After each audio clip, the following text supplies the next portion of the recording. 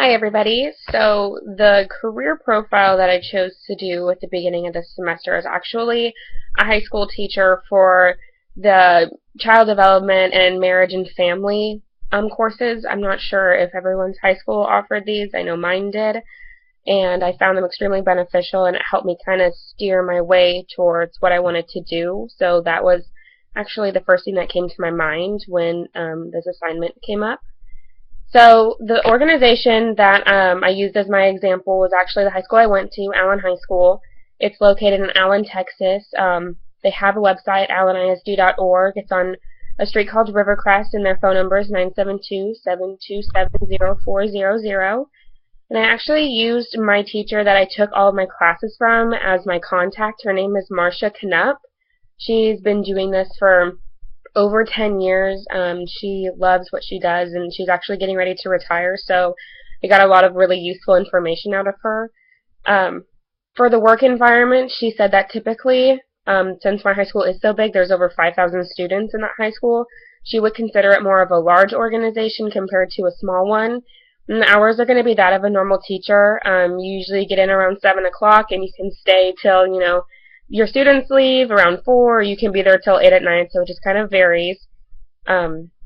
Usually everybody in the workplace is really flexible. Everyone is always trying to help each other out with their planning ideas, and they meet so that they can bounce ideas off each other, how to teach the students better.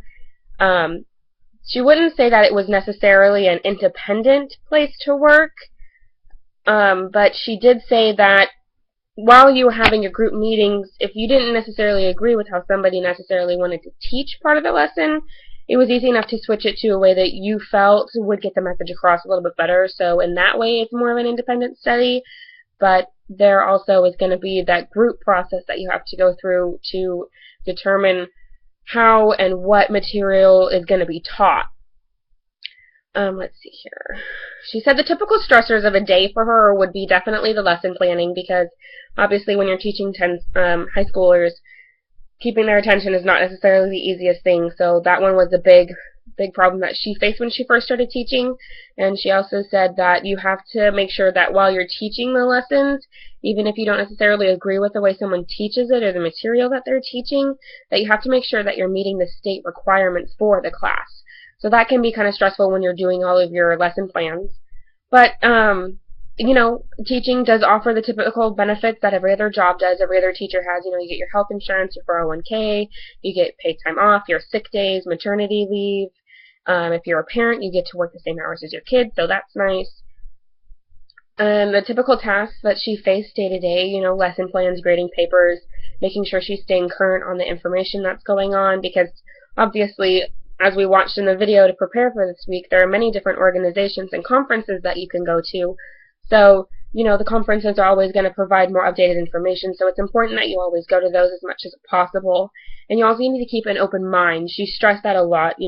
When you go to these conferences and when you are meeting with different teachers, you need to make sure you're keeping an open mind, because everyone has a different way of viewing something and may have a better idea on a topic that you've known about for 25 years, and they have more fresh and current information. So it's important to make sure that you're not shutting people out just because you're set in your ways. The basic requirements for this position is going to be a bachelor's. Now that can either be a bachelor's in teaching or a bachelor's in our degree, marriage and family studies. If you're going to get the bachelor's in marriage and family studies, then you have to go get your certificate to teach, and that can vary depending on grade and state, so you need to do a little bit of research on which certificate you need to test for. But if you're going to get your bachelor's in teaching, then you're also going to have to go to get a certification to teach the classes like this in the school that you're wanting to teach in. The salary, I actually found a grid. If you went to the website, what was that one called?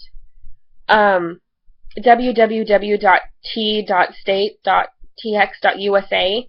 It actually provided a grid of the pay for last year, what starting rate was for no experience.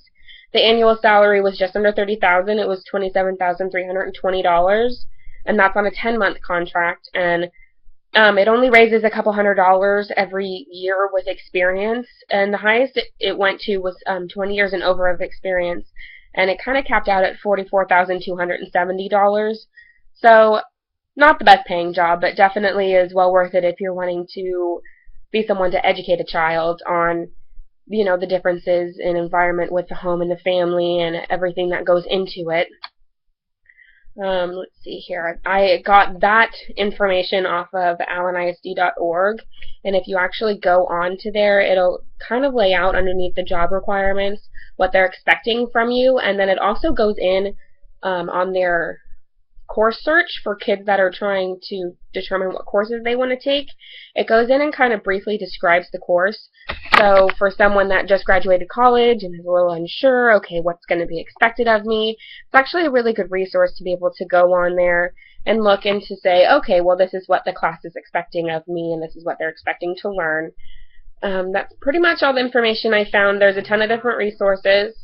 So if you are looking into maybe wanting to do the teaching path like I am, I would definitely recommend looking at current schools in their area or even just the high school that you went to, because there are a lot of really good resources on there.